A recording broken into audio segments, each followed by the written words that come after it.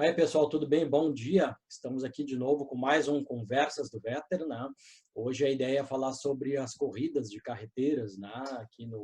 Contar um pouco dessa história aí desde o início, passando aqui as corridas em Porto Alegre, no nosso estado. A gente está aqui hoje, então, com o Paulo Renner, né? Que é o especialista em fora, em corridas, né? Já tem um livro publicado, tá para sair mais outro. É sócio do Veteran Car Club, né, de Porto Alegre, já há muito tempo. Acho que é o sócio número 84, se não me engano, né, Paulo? É por aí. Tem muita história no clube, né? Fez parte de muita coisa lá no clube, ajudando a preservar o antigo mobilismo. O César Maciel, que é sócio do Veteran, é o nosso diretor de eventos.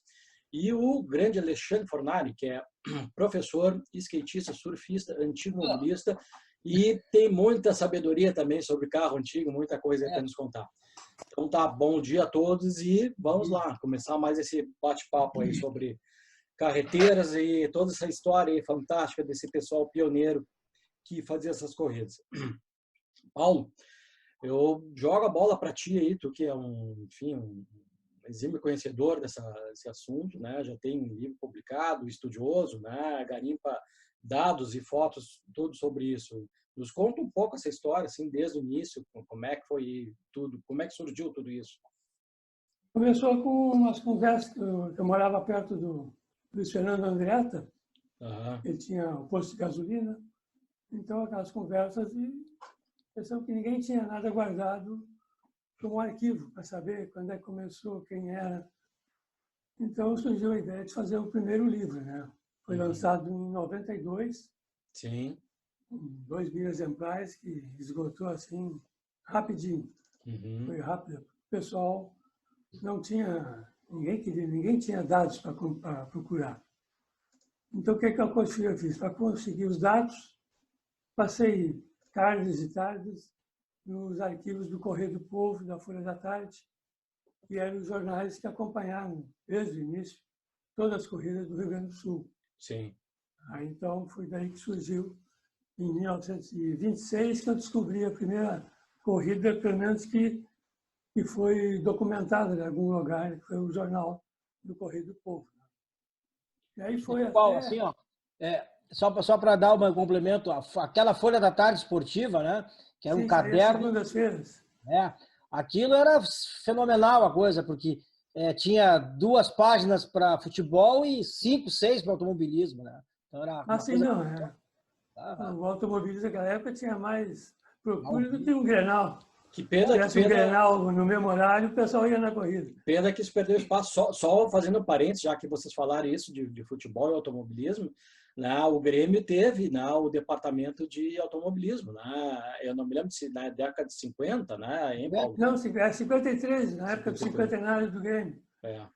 Foi capitaneado pelo Andreatta, né? Se não me engano. Sim, a maioria dos pilotos maiores eram gremistas. Então só podia. Só fizeram um grupinho. Então, no livro tem a foto da primeira diretoria lá do Grêmio. Mas, enfim, fechando esse parênteses aí, como é que foi essa história? Né? Tem até uma frase aqui que está no livro, né, do Veteran, né, do Paixão sobre Rodas, que o clube lançou ano passado. Tem uma frase que eu acho bem interessante, que eu queria só botar aqui para vocês, né, ler rapidinho, que narra um pouco essa história, né, do porquê dessas corridas. Né? Diz assim, ó, disse no meio automobilístico que a primeira corrida motorizada aconteceu quando o segundo automóvel deixou a fábrica onde foi montado. Havendo 2 veículos, imediatamente teria surgido a vontade de testar qual deles era mais rápido. Né? Então, claro, tem outras questões que a gente vê, né? A questão do automóvel ser um símbolo da modernidade no início do século passado, tudo isso, né? Do prazer de tu controlar o movimento, a velocidade, tudo isso a gente sabe que estava naquele ideário todo ali. Mas conta um pouquinho mais aí, Paulo, dessa história, assim, desde o início, né? Enfim. No início, aqueles carros que o pessoal pegava um carro de linha e desmontava, fazia uns que eles chamavam de charutinho, deixava o carro sem paralama, aliviar o peso todo, né? Sim. Então, aquilo foi até o final da década de 30, e foram esses carros assim feitos praticamente em casa, né? Tirava o que tira para o do peso a diferença do peso era importante nisso aí, né? Então, bem antes das carreteiras, teve corridas Porto Alegre a Montevidéu e de volta. Imagine aquela época sem estrada asfaltada, só umas trilhas praticamente, né? Sim. Da praia, o bonde desce para passar. Então, imagine, em 30 e pouco no início, os caras faziam. Depois fizeram uma, Rio de Janeiro, Montevidéu, também fora da casinha. Hoje a gente tem que pensar fazer alguma coisa desse estilo aqui hoje, né? Por causa da segurança. Naquela época não dava muita bola para a segurança. Os próprios pilotos não tinham capacete, não tinham cinto de segurança. Capotava, já era. Né? Então, uma coisa que é interessante, que o Fornari também aqui, eu de Guaíba, o Fornari também aqui, e o meu pai contava, né, que meu pai acompanhava muito as corridas das carreteiras. Como eu acho que a grande maioria dos amantes por automóveis, né, e a grande maioria das pessoas pode ver até essa abordagem que o Fornari fez referente à Folha da Tarde, que tinha mais espaço para automobilismo do que para o futebol. Então, era o grande esporte da época, né? E meu pai relatava que tinha essas passagens, né? Que tinha corrida até a Pelotas, tinha várias corridas que passavam aqui pelo município. O pessoal atravessava de balsa, né? Que é a ligação de Porto Alegre com o restante do estado, aqui da parte da Zona Sul, era através de barca, né? O pessoal atravessava de balsa de Porto Alegre para Guaíba e saíam daqui e davam sequência. Então, ele conta que eles iam ali para a beira da estrada, onde pegava um ponto onde tinha mais velocidade ou tinha uma elevação que o carro ia passar, ia saltar, enfim, e eles iam para lá para assistir a passagem dos carros, né, em determinado momento, quando eles sabiam que estaria voltando, estaria indo, enfim, do trajeto. Então ele conta que era uma poeira que ele não sabia como é que os pilotos conseguiam enxergar, né, o adversário, o carro que ia à frente, o carro que ia atrás. Era realmente uma aventura. Hoje, para nós, né, a gente que ouve muito falar na área de segurança do automobilismo, é quase inconcebível, né, uma situação como essa, né? Mas imagina esses precursores que fizeram isso e que deram início a todo esse esporte, né, que hoje está aí, né? Sim, sim. As corridas para a Zona Sul tinham que sair de Guaíba, né? Tinham passar a barca. A largada normalmente era em Guaíba, quando era a corrida. A largada e a chegada. Exatamente, a saída e a chegada era aqui em Guaíba, e depois atravessava a barca para fazer o encerramento, a comemoração e premiação em Porto Alegre mesmo. Exato, né? O Breno sempre falou, né, que o pior das corridas de chão batido, no caso, de estrada, era o lombo de burro, né? Aquilo, quando pegava o lombo de burro, era uma tristeza para conseguir segurar, né? Tanto é que muitos acidentes, né, o pessoal desgarrava nas curvas, né, do chão batido, né, devido aos lombos de burro, né? Aquelas costeletas que ficavam, né? Sim, agora fica imaginando só, né? A gente tem uma caneta aqui. Isso aqui é a largura, mais ou menos, da base do pneu que pegava no chão, né? Isso. Então, os pneus eram umas tripinhas, né? Na corrida em terra sem asfalto, quanto mais estreita era melhor, né? Tinha menos aderência para derrapar, né? Sim, né? Então, pode ver que depois, com o asfalto, aí matou as carreteiras, porque teria que botar pneu muito mais largos, né? Para poder competir, né? Sim. Então, quanto mais estreita, era melhor. Deixa eu te fazer uma pergunta, Paulo, com relação a essa questão. Por que especificamente as carreteiras foram escolhidas? Pela potência, pela conformação dela em si, algum ponto específico? Não, porque tem mais segurança, porque eram os carros fechados, né? Porque até então era um carro aberto. Era muito raro algum carro fechado. O pessoal usava ou os conversíveis ou então aqueles charutinhos que tiravam tudo e ficavam só com aquele torpedo, como chamavam, né? Sim. Então, em 37 que começou na Argentina também começou em 37 as corridas das carreteiras. Aqui no Rio Grande do Sul começou até antes, inclusive, com carro fechado, mas só que a denominação carreteira surgiu mais tarde, tanto aqui como lá na Argentina. Eu estive na Argentina em 2017, eles estavam comemorando lá os 80 anos do início das carreteiras. Então, tinha umas 40 carreteiras lá na exposição. Sim. Eles fazem corrida até hoje, ainda de carreteira. E não se usa mais. Um detalhe interessante aí da questão tem muita coisa ligada à Segunda Guerra Mundial, né? Por exemplo, a Ford 38, caso que foi a última que o pai usou aí dele, né? Ela era mais pesada que a 40. A 40 era mais leve, Sim. até mesmo porque os americanos já estavam produzindo armamento para ajudar a Inglaterra, né? Sim. Ali em 40, né? Porque os Estados Unidos oficialmente não tinha entrado na guerra. E eu não sei politicamente o porquê, né, que a Ford na época, né, talvez o Paulo deva saber mais do que eu isso, que a carroceria da Coupé 40, no caso da Ford, né, que o Breno e o Catarino usaram, né, ela era mais leve. Não, a 40 porque até inclusive pela aerodinâmica, né? Não, eu digo uma questão de estrutura, né, o Paulo. A 38 é mais pesada. Talvez mais economia até de aço, né? Algo assim, justamente por causa da guerra, né? E foi ali o material, a chapa, né? O pai uma vez me disse que o chassi da 40 ele era mais vazado que o da 38. Sim. Tinha aqueles furos, né? Na estrutura, né? Ele era mais vazado.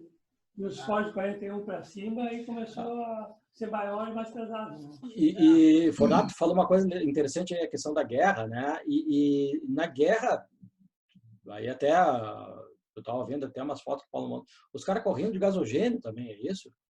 Sim, Uhum. Isso aí na década de 40, 42 em diante. Pois é, na guerra, no período da guerra. E a gasolina era... Sim. E como é que ficava esse peso extra, aquele trambolho ali atrás, como é que os caras faziam com aquilo? Não, mas todo mundo tinha esse peso. Né? Não, eu fico pensando aquilo veio em movimento, né?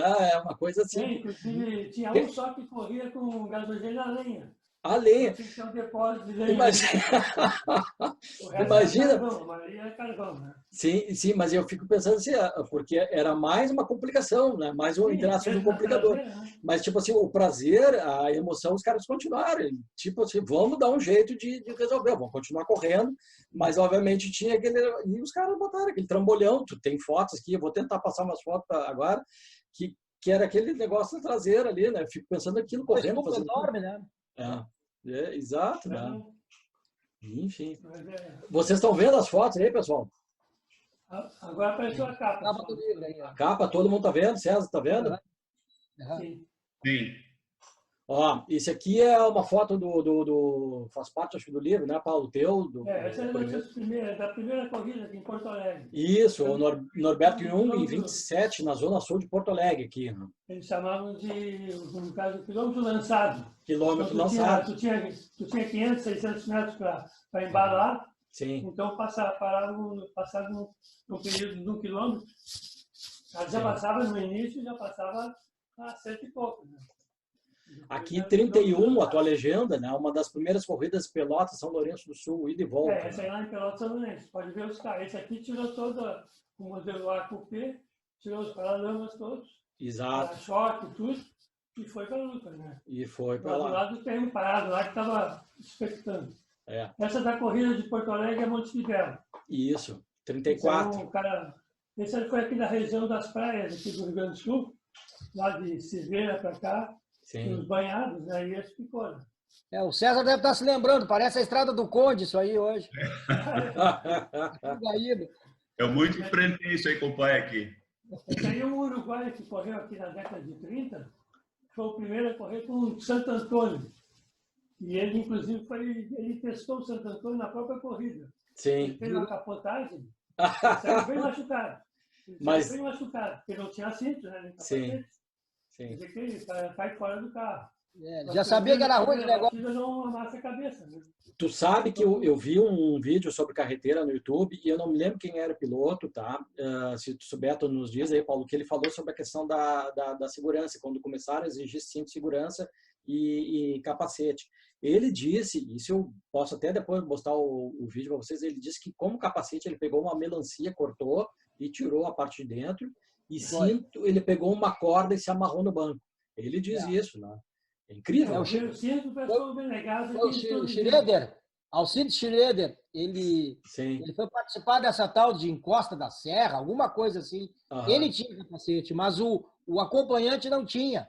Sim. E aí o pessoal disse, não vai largar. Ele disse, olha, mas como é que eu vou correr sem meu acompanhante? E aí ele disse que olharam para o lado, né? Isso o Schroeder contando, né? Diz que olharam para o lado e ele tinha uma barraca de melancia. E aí cortou a melancia, eles tiraram o miolo, né? Passaram uma tinta branca não sei se uma coleira de cachorro, alguma coisa foi adaptado. Não, mas em suma, e quando chegou lá no final da corrida, a rádio foi entrevistar ele, né?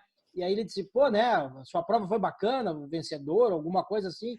E ele disse, pô, mas a coisa foi suada, né? Porque o seu acompanhante aí tá totalmente suado. Na realidade não era o resto do suco da melancia correndo na cabeça do... O caldo da melancia. Genial, genial. Essa da melancia é verdade. Aí, Paulo, 36... Isso aí, lá no Rio de Janeiro, eles faziam muita corrida lá na Gávea, né? Sim. Aí tinha o pessoal lá de corredores famosos na Europa e aqui do Brasil e do Rio Grande do Sul, e o Norberto Jung participava sempre de todas, né? Uhum. É um assíduo corredor aí dessa prova. E essa aí já eram carros feitos, essa aí já a foto agora já é uma largada aqui em Porto Alegre com os mesmos tipos de carro que corriam lá no Rio de Janeiro. Fantástico. Já eram preparados já para fazer corrida. Né? Aqui a legenda diz que é o Circuito do Cristal, em 1937. Que espetáculo, hein? Ele saiu ali pelo Hospital da Brigada, por aí. Né? Uhum. Essa foto aí é praticamente a primeira foto de carreteira. Foi da corrida de Rio de Janeiro a Montevidéu. Uhum. Também, isso aí é um gaúcho que estava participando do seu Pito, e ele fazendo uma revisão numa revenda fora de São Paulo. Que show, hein? Não, olha o detalhe do paralama dianteiro, né? Pois é, olha ali. Nossa. Essa foto, junto com o livro, eu vou lançar um pôster dessa foto colorida. Show. Essa aí eu achei a mais... Esse eu vou comprar. Olha aí. Montevidéu, Rio de Janeiro. Essa pelo Norberto Jung ganhou essa corrida. E depois eles, na volta aqui em Porto Alegre, foi a festa. Né? Teve o desfile pela cidade toda. Aí a estreia do Júlio Andreatta. Foi no interior, em Fernando Soares. Pode ver que nas costas dele ali está o tanque de gasolina. Olha ali, é verdade. Ali está escrito gasolina, ó. Aí é que eu falei, olha só, como é que os caras faziam isso. Aí o Dirceu Oliveira aí com a usina de força dele. E imagina correr com isso aí, hein? É o bisavô do GNV. Olha ali de novo, ó. E vocês veem, não sei se vocês estão vendo os detalhes, parece aqui pela foto que tem umas linhas que são as amarrações do gasojeiro na carroceria. Olha. Esse aí tem uma passagem, esse aí é o filho do Germano Rigoto, o pai do Germano Rigoto, que também chamava Germano Rigoto. Né? Isso. Esse aí ele corria também nessa parte de Caxias. Essa é uma corrida que foi feita em 1949, por aí. Uhum. Foi a reativação depois da guerra, custou embalar de novo. Aí quando começaram mesmo a valer as carreteiras, aí só tinha carreteira, né? Daí em diante não tinha mais nada. Ali é o Bertuol. Aí o Bertuol aí, uma passagem aí. O tipo de casas é tipo da fronteira, né? Das casas tipo do Uruguai. Esse carro dele aí não foi, obviamente, aquele outro depois, né? Qual é esse carro que ele usou? Ele usou umas duas, né? O Paulo Carreteiras, 2 ou 3. Não sim, depois ele estabilizou numa que foi feita. Isso aí era mesmo, um carro de passeio, recortava para a lama, para aliviar o peso. E aí partiu o carro. O detalhe do escapamento, né, por cima ali, né, vocês estão vendo, sim. Isso também era uma coisa que todos usavam. Não sei se era uma normatização deles, né? Não tinha surdina, né, para aliviar. Então, tinha que sair para de fora o mais reto possível, né? Sim. Quanto menos, quanto mais. Aí já na década de 50, esses carros pequenos, pode ver lá um Renault, faziam uma volta na Redenção? Redenção. Parque Farroupilha ali. Na legenda diz que é na José Bonifácio ali, exato. Eu acho que lá deve ser João Pessoa no fundo, né? Parece. Túnica, aquele lado ali. Isso. Tem um posto de gasolina na esquina ali, pode ver. E tinha em várias praças de Porto Alegre, tinha esses postos de gasolina, né? Na Pinheiro Machado tinha um, na da Alfândega. Aqui, o Paulo, aqui em Guaíba, que eu conheci o Lupicínio Vieira, né? Ele morava aqui em Guaíba e, no fim, acabou falecendo. Correu bastante com esses casos aí. Aí nós vamos mais adiante, o Diogo Elvanger iniciando uma capotagem aí, numa curva aí do circuito da Zona Sul aqui de Porto Alegre. Espetáculo. O detalhe do público ali, né? Assistindo. Não tinha segurança nenhuma. Direto, o pessoal vinha. Seguido dava acidente. Seguido. Dava. Feio ainda, hein? É. Olha aí, Paulo. Aí um motorzinho 8BA. Era um luxo. 3 carburadores, né? Uma tampinha aí de cilindro da Edelbrook. Sim. Era o veneno que o pessoal preparava, né? Sim. Tu falasse em carburador, né? Deixa eu contar aqui uma história para vocês rapidinho, aqui um livro Os Bastidores do Automobilismo, do Jean Balder, né? Ele conta aqui, eu vou ler rapidinho um parágrafo, ele fala assim, ó, ele fala sobre o Breno, né? O Balder falando assim: a vitória foi para a carreteira dos gaúchos Catarina Andreatta e Breno Fornari com possante motor Ford. Anos mais tarde, Fornari me diria, durante a entrevista numa rádio em São Paulo, né? Então o Breno falando com o João Balder numa rádio. Aí o João Balder abre o diálogo e diz assim, o Breno falando: tu sabes que na primeira 1000 milhas usamos 2 carburadores, na segunda 3 e na terceira usamos 4 carburadores no motor Ford Edelbrook na nossa carreteira. Aí o Balder volta e diz assim: diante da revelação, brinquei com ele, com o Breno. Poxa, de quantas 1000 milhas vocês participaram? Imaginando que se cada 1000 milhas eles instalavam um carburador a mais para ganhar performance, imagine se tivessem participado de 10 corridas dessa categoria. É uma brincadeira que ele fez com o Breno, né, numa rádio, que cada corrida eles iam aumentando os carburadores, né? Se fosse, sei lá, 10 corridas, ia ter 10, 15 carburadores, né? Essa foi a piada. O Breno correu 10.000 milhas. 10 carburadores. 10 carburadores. Quer ver um detalhe que eu estava me lembrando agora da questão das 1000 milhas? Uma coisa que surpreendeu a gauchada, o pessoal não estava muito acostumado a correr em circuito. Sim. A questão da terra, a questão do paralelepípedo, aquela coisa toda que se tinha aqui, né? Sim. E lá em Interlagos o pessoal teve que enfrentar o circuito com asfalto. E diz que foi uma surra para o pessoal se acostumar. Outra coisa que também faltou, luz. Sim. Chegou lá, disse que foi uma correria, né? O pessoal, faltou luz nos carros, né? Era alguns com 4 faróis, e aí foi aquela correria. Inclusive tem uma foto da carreteira lá com uma luz em cima do teto, né? Então diz que a turma andava por São Paulo comprando farol, lâmpada, trocando tudo, porque a gauchada não tinha assim, esse costume, né, de circuito e muito menos corrida noturna, né? As 1000 milhas foi a primeira participação noturna, né, da turma. Então são coisas assim que aparecem. Mas a dos carburadores é verdade, né? Sim. É quente isso aí. Daí Deixa eu voltar. O Fornari deve ter muita passagem que o governo contava para ele também, né? Sim, imagino, nas histórias, assim, deixa eu voltar aqui as fotos, nós paramos uma linha em Caxias, deixa eu acertar meu cursor aqui que tá bambeando aqui. Aí, vocês estão vendo aí? Aí está o Oscar Bahia, Isso. Caxias, cerveja Pérola. Essa carreteira aí, uma época eu quase que ia fazer uma réplica dela. Ah, que espetáculo, hein, Paulo? Essa aí ficou mais original, corria até com para-choque às vezes também. Então a gente poderia até circular com ela na rua, né? Sem problemas, né? Sem paralama, sem nada, não pode, né? O ideal seria essa aí. Olha aí. Essa aí é a corrida aquela que o Grêmio e o pessoal patrocinou pelo cinquentenário do Grêmio, 1953. Diz que tinha quase meio metro de água no dia, uma chuvarada que caiu. Foi a chuva direto durante toda Pois é. a prova. Travou a corrida. E como o César observou, olha o público ali em volta, né? Esses carros com essa chuva toda e correndo, né? Pelo que... uma loucura total, né? Quero saber, né? Foi a primeira vez que correu o carro de Fórmula 1 em Porto Alegre, cara. Isso. Esses são os mesmos carros que usavam na Fórmula 1 da época, né? O que foi essa prova aí, Paulo? Bom? Essa prova aí foi onde, essa foto? No Parque Farroupilha, na Redenção. Lá atrás, vocês estão vendo lá atrás, onde é que é o Turing. Como é que é? Grande prêmio, o cinquentenário do Grêmio, né? Cinquentenário. Isso. E aí essa aqui é aquela rua lá do Brick da Redenção, né? Sim. Aí é a oficina dos Andreatas ali na Cairu. O Catarina morava nos fundos, lá para outra rua, para a Brasília do Brasil. Uhum. Essa é a famosa azarada. Tá? Azarada?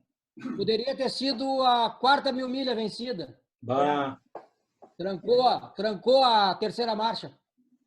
Cara, parou no final dela. E olha o estilo da frente dela, né? Que eles fizeram ali. Bem rebaixada. E os faróis também, todos já cortados ali, já com outro estilo também, né? Toda mais... Sim. Ah. Procurava já... Tudo uma aerodinâmica, né? Começa aí as transformações, né? Que carro era esse, o Paulo e Fornari? Uma Chevrolet, né?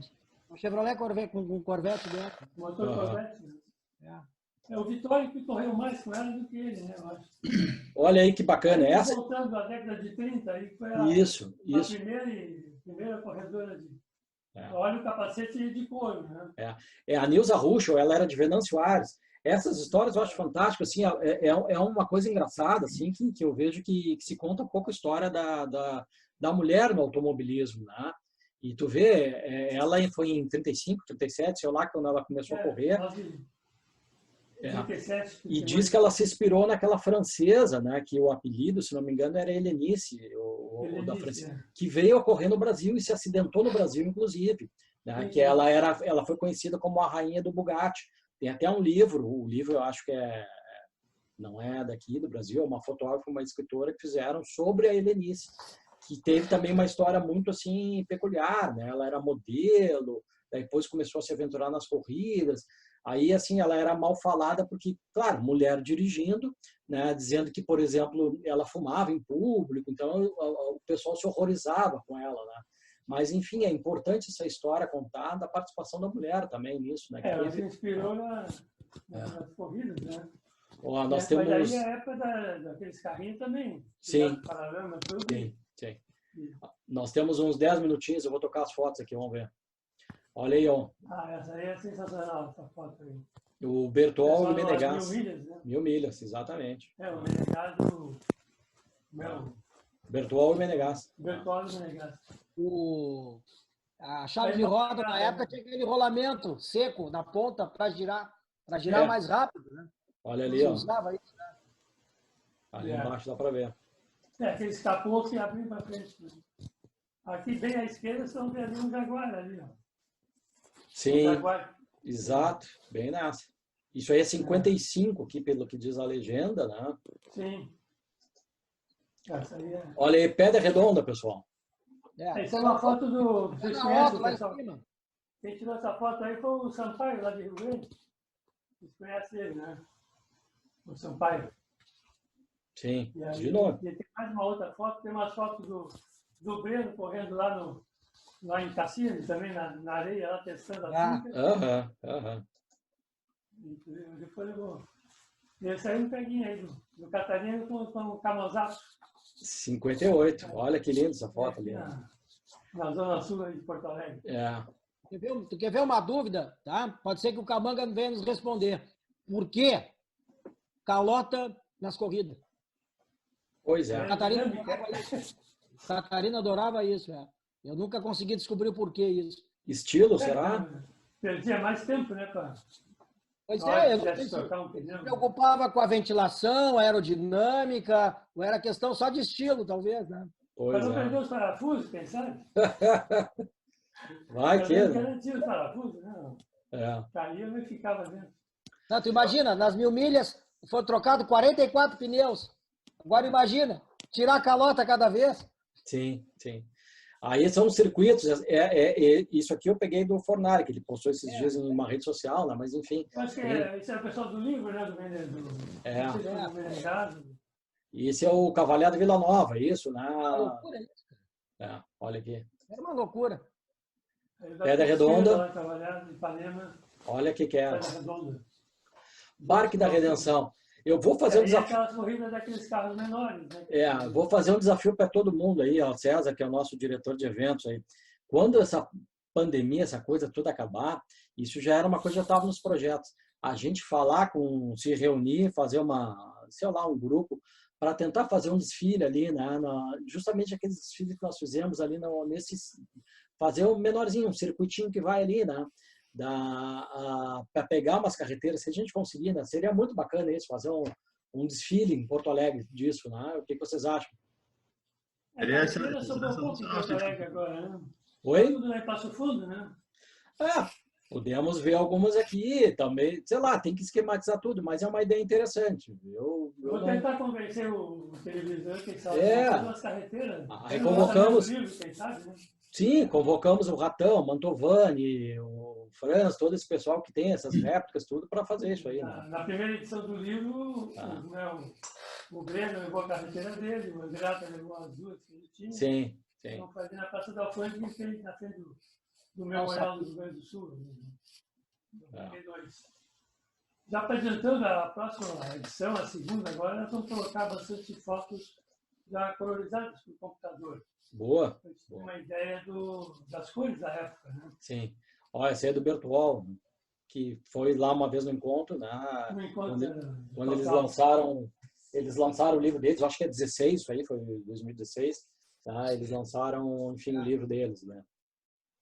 Exato, foi no Shopping Total. Aí no Sul Brasileiro, né? No Sul Brasileiro, né? A do Mantovani. A do Ratão. A história do Mantovani tem a ver com os brinquedos de criança, né? Ele conta. Carreteira de lata, e o sonho dele era ter uma carreteira. E aí, tu vê, depois de conseguiu realizar esse sonho aí, isso é uma coisa bacana dele, né? Claro. A do Ratão, né, que foi também um cara que corria. A dele é uma 36, Chevrolet 36 ou 39, nem me lembro. Né?